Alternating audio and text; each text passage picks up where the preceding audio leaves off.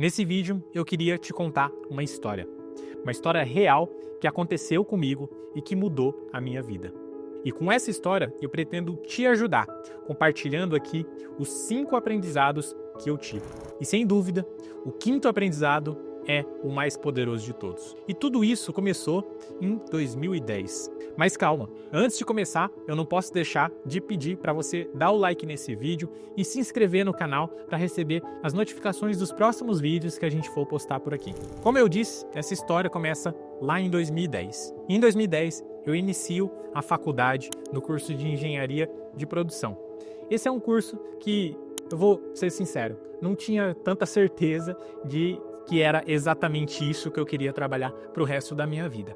Mas eu tinha conseguido bolsa de estudos para poder fazer o curso e, além disso, eu já tinha tido contato com o mundo da engenharia, com outros engenheiros, através de alguns outros cursos que eu tinha feito anteriormente. E eu gostei dessa área, eu gostei de como era o dia a dia de um engenheiro e comecei em 2010 esses estudos. E enquanto eu estava lá na faculdade, eu comecei a consumir conteúdo sobre empreendedorismo. Então eu comecei a ver revistas, aquelas revistas Pequenas Empresas e Grandes Negócios. Comecei a ver e ler livros sobre histórias de empreendedores que tinham conquistado grandes coisas. E eu comecei a entender que talvez seria isso que eu gostaria. Ter a minha própria empresa, ter o meu próprio negócio. Mas existia um problema em tudo isso. Eu simplesmente não sabia o que seria essa empresa. Apesar de eu estar fazendo engenharia, eu não sentia que era isso que eu queria fazer. Não era uma empresa de engenharia que eu gostaria de ter. Mas, ao mesmo tempo, eu também não sabia o que mais poderia ser. Então, nesse dilema, acabei finalizando a faculdade, fui até o fim e durante esse processo também trabalhava. Então, ao mesmo tempo que eu estudava na faculdade, eu estava trabalhando em empresas de engenharia, pegando ali bagagem e experiência. Mas quando eu finalizei os meus estudos ali da faculdade, eu fiquei me perguntando, e agora? O que eu vou fazer? Eu queria trabalhar em empresas maiores e trabalhar em empresas maiores para eu ter mais bagagem, para eu ter novas experiências e, quem sabe, nesse processo conseguir descobrir de fato o que seria a minha vida, qual que seria a empresa que eu gostaria de abrir. Então, para conseguir trabalhar nessas empresas maiores do que eu já estava, eu comecei a participar de processos seletivos para programas de trainee. E para quem não sabe, processos seletivos para programas de trainee são extremamente concorridos e as maiores empresas criam esses processos para atrair jovens talentos, para atrair pessoas que acabaram de sair da faculdade, os recém-formados, para transformá-los em líderes dentro dessas empresas. E eu participei de vários deles, me inscrevi em vários deles, mas teve um processo que as coisas começaram a dar certo, eu comecei a passar de algumas etapas, até que eu cheguei na primeira etapa presencial, que era uma dinâmica de grupos. Nessa dinâmica, existiam 8 pessoas e dessas 8 pessoas, apenas 3 iriam seguir para a próxima e última etapa. E eu confesso que, quando eu estava lá, nessa dinâmica, junto de outras 7 pessoas, eu ouvia a história dessas pessoas, ouvia elas falando sobre elas e eu pensava, eu tenho o pior currículo daqui. Eu era a única pessoa que tinha feito faculdade numa faculdade particular, que apesar de ter conseguido bolsa de 100%, ainda assim poderia ser visto como um ponto negativo pelos recrutadores. E um outro ponto ali é que eu era a única pessoa que não tinha feito um intercâmbio para o exterior. E eu confesso que, quando eu estava lá, de frente para essas outras 7 pessoas, eu fiquei pensando, cara, eu tenho o pior currículo daqui. Porque eu comecei a ouvir as pessoas contando sobre as histórias delas, sobre o quanto elas eram boas naquilo que faziam, sobre os estágios que elas tinham feito, sobre os intercâmbios que ela tinha feito e que falavam 3, 4, 5 línguas e eu nunca tinha feito um intercâmbio. Ao mesmo tempo, eu sempre estudei em escola pública e quando fui para a faculdade consegui uma bolsa de estudos e fiz a faculdade numa faculdade particular, enquanto todos os outros ali já tinham estudado em escolas públicas extremamente renomadas. Então, aquele foi um momento em que eu fiquei meio balançado, eu não sabia se eu seria uma dessas 3 pessoas que passaria para a próxima fase. Mas eu tinha feito a tarefa de casa. Então eu sabia que seria muito difícil e eu sabia também que eles queriam saber bastante sobre nós. Então, antes mesmo de ter ido para lá e de saber o que queria acontecer, eu em casa acabei fazendo o que eu chamo hoje de caderno do autoconhecimento. Como assim? Eu peguei um caderno e eu colocava no topo de cada folha uma pergunta que era uma pergunta padrão que recrutadores de RH acabam fazendo numa entrevista de emprego. Então, eu pegava uma folha e colocava lá em cima: qual foi o maior desafio que você já viveu na sua vida? E aí depois eu ficava quebrando a cabeça tentando entender o que realmente era aquele desafio e o que eu poderia responder. Mas, obviamente, eu estava em casa, tranquilo, com tempo para pensar e sem aquela pressão psicológica de ser pego de surpresa. E, por incrível que pareça, essa foi a minha salvação.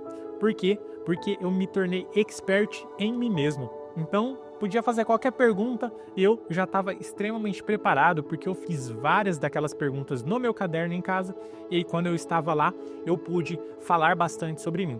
Mais do que isso, eu comecei a saber que eu poderia falar de algumas coisas que saíam dessas minhas respostas lá do caderno, mas que não necessariamente fizeram as perguntas para mim. Ou seja, eu comecei a entender que eu tinha alguns potenciais, algumas potencialidades, alguns pontos fortes e que eu poderia citar em alguns momentos do que eu estava falando. E isso deu tão certo que eu consegui passar para a última etapa, ser uma das 3 pessoas escolhidas naquela dinâmica. Bom, o dia acabou por aí, a gente foi embora e depois de algumas semanas a gente teve esse último encontro, essa etapa final desse processo seletivo. Então, dessas 3 pessoas, uma pessoa seria a escolhida para aquela vaga. Porém, a gente está falando de um processo seletivo gigantesco que não estava ali em jogo apenas uma vaga, mas várias vagas. Ou seja, no dia dessa etapa final, estávamos lá todos numa sala gigantesca com várias pessoas e dessas pessoas nós tínhamos os candidatos, mas também os diretores da multinacional que a gente estava querendo entrar.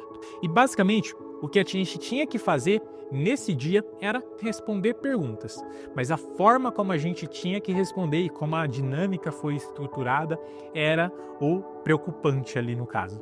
Os diretores tinham um baralho, e nesse baralho, em cada uma das cartas tinha um tema e uma pergunta. Esse tema era, por exemplo, sustentabilidade, política, economia e sobre a própria empresa. Então, um dos diretores pegava uma carta aleatória, falava o tema, fazia a pergunta e um de nós competidores tínhamos que levantar a mão. Depois de levantar a mão, querendo responder, a gente se levantava da nossa cadeira, ia até a frente num palco, pegava um microfone e tinha que responder a pergunta em 2 minutos. Agora imagina você aí nessa situação, tendo que responder uma pergunta que não necessariamente você sabe 100% a resposta, com essa pressão de ter que falar no microfone que talvez você, como um recém-formado, não tenha tido a oportunidade de fazer muitas vezes, estando na frente de todos os diretores da multinacional que você tanto quer trabalhar e ali sabendo que tem outras pessoas que, se fizerem melhor do que você, elas vão conseguir essa vaga, elas vão conquistar essa vaga e não você. Pois é, eu senti o peso dessa responsabilidade. Então, quando eu fui lá na frente, eu respondi a pergunta, mas eu demonstrei muito nervosismo na minha resposta. E isso fez com que eu, antes mesmo de saber a resposta, se eu tinha passado ou não, eu já estava desanimado porque eu sabia que a forma como eu tinha respondido, a forma como eu tinha demonstrado ali o meu nervosismo na frente de todo mundo, tinha prejudicado o meu desempenho no processo seletivo. E o final da história é que, depois de um tempo, eu recebi um e-mail dizendo que eu, infelizmente, não passei no processo seletivo. Pior do que você não passar nesse processo é você chegar entre as 3 últimas pessoas, bater na trave e não conseguir a tão sonhada vaga. Pois é, eu perdi uma grande oportunidade. Então agora que você sabe toda essa história, aqui vão os 5 aprendizados que eu tive e que talvez possa te ajudar aí no seu processo de desenvolvimento pessoal. Aprendizado número 1. Autoconhecimento é a chave para aprender a se vender. Naquele momento que eu estava numa dinâmica de grupo com pessoas muito melhores do que eu, digamos assim, no quesito currículo, eu consegui me diferenciar. Mas por quê? Porque eu tinha clareza sobre quem que eu era, quais eram os meus pontos fortes, quais eram sim os meus pontos fracos também, o que eu precisava desenvolver e o que eu queria, qual que era a minha visão de futuro. Mas isso só foi possível porque eu parei, porque eu planejei, porque eu pensei sobre mim mesmo. Isso é o que a gente chama de autoconhecimento.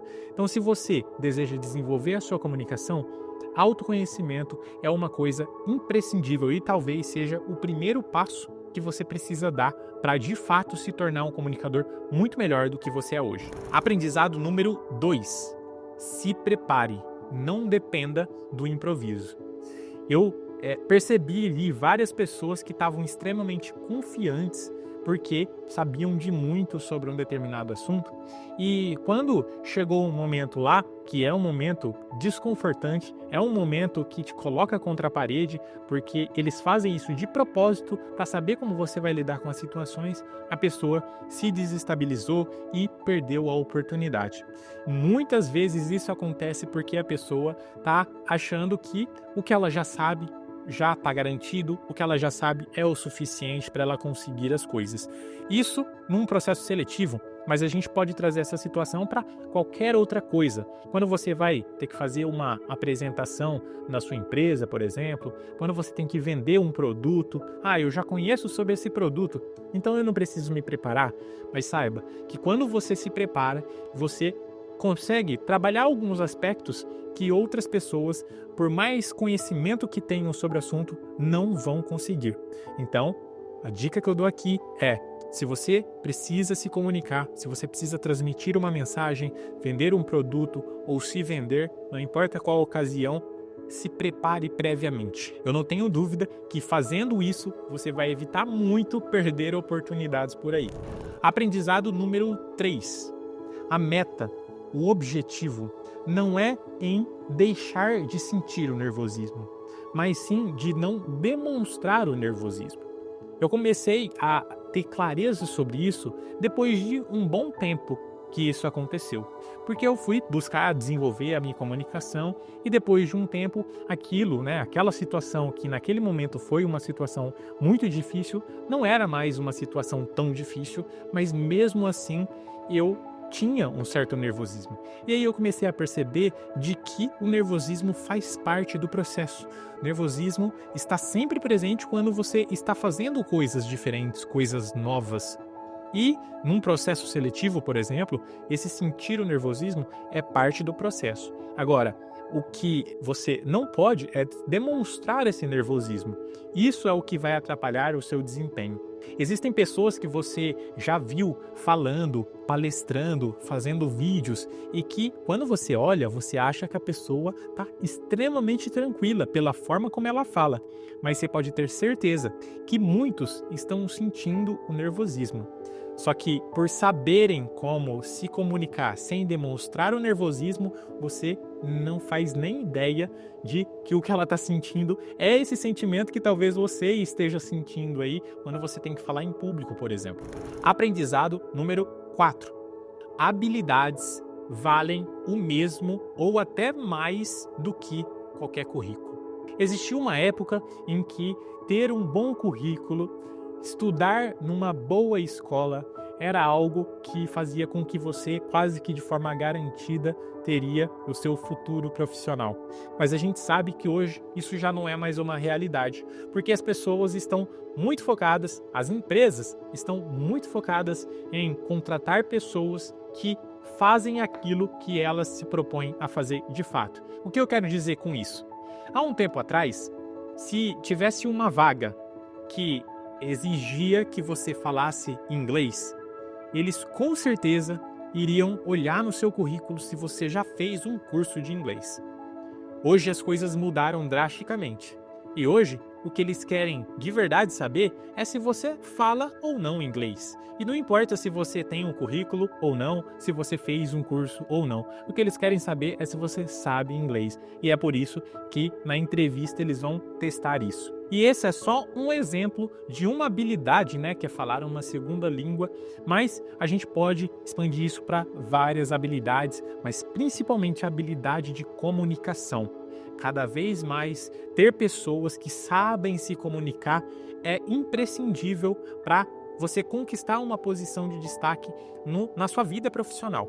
Até porque um bom empregador, uma empresa que está precisando de alguém, ela sabe que esse alguém pode vir a ser um líder, pode vir a ser alguém que vai lidar com pessoas. E por mais que ele faça muito bem feito aquela atividade, aquela função, se ela não souber lidar com pessoas, ela não consegue ser um líder. E, consequentemente, essa contratação dela não vai ser tão assertiva. Então, hoje, o foco das empresas, das pessoas, ou vamos imaginar que você não quer trabalhar em uma empresa, você quer ter o seu próprio negócio. Você vai precisar vender os seus produtos e serviços, então a habilidade de comunicação continua imprescindível para você sobreviver. E aprendizado 5, o maior aprendizado de todos eles é: erre em momentos controlados para não errar em momentos decisivos. Infelizmente, a gente tem muito medo de errar e isso vem da escola. Se você não assistiu a esse vídeo que a gente vai colocar aqui no card, que a gente fala sobre as crenças que a gente adquire na escola e que acabam atrapalhando a nossa comunicação, você vai perceber que uma dessas é a de que eu não posso errar, de que eu não devo errar sempre. E isso faz com que as pessoas evitem errar a qualquer custo. E por que isso é um problema? Porque as pessoas ficam cada vez mais fugindo de situações em que ela pode, de alguma forma, errar. Como, por exemplo, quando ela tem que falar em público. Então, se ela tem alguma oportunidade de falar em público na igreja, por exemplo, porque ela tem a oportunidade de fazer uma leitura lá, ou quando ela tem a oportunidade de apresentar um projeto dela para uma outra pessoa, e ela acaba sempre fugindo e fugindo e fugindo, quando chega um momento decisivo, como por exemplo, um processo seletivo, que não tem como fugir, você precisa encarar aquele desafio, você não vai estar preparado. Porque você, durante a sua vida inteira, fugiu de errar. Você fugiu de fazer algo que era a sua zona de desconforto, digamos assim, como por exemplo falar em público, e isso fez com que você estivesse totalmente despreparado nesse momento decisivo. Então, esse aprendizado vem até como uma dica para você. Se você quer estar preparado nesses momentos decisivos, não espere eles aparecerem. Busque oportunidades para que você possa errar e errar e errar várias vezes, porém, é um tipo de erro que não vai te trazer nenhum problema. Por exemplo, se você se matricula num curso de oratória, e aí nesse curso você vai ter que ir lá na frente, você vai ter que falar, é óbvio que talvez ali você vai errar, mas não tem problema nenhum. Afinal de contas, você está num curso, então você está ali para aprender mesmo e o erro faz parte do aprendizado. Então, se você está lá nesse curso, errando ali, esse é um momento que a gente chama de momento controlado. Erre em momentos controlados, para quando chegar nos momentos decisivos, como por exemplo, você está na frente de um recrutador, de uma empresa que você tanto quer trabalhar. Ou, por exemplo, você está na frente daquele cliente que vai ser aquele cliente que vai virar a chave do seu negócio e aumentar o seu faturamento em milhões. isso é um momento decisivo. Ali você não pode errar. Mas para estar preparado ali, nesse momento decisivo, você precisa errar em momentos anteriores, nesses momentos controlados. Então, esses são os 5 aprendizados que eu tive com essa minha história e eu quero saber de você, qual outro aprendizado que você teve a partir dessa história e que eu não acabei citando aqui nesse vídeo. Comenta aqui que eu vou fazer questão de te responder. Então espero que tenha gostado, espero que esse vídeo tenha te preparado para ser um melhor comunicador, para elevar o seu nível de comunicação e te vejo no próximo vídeo.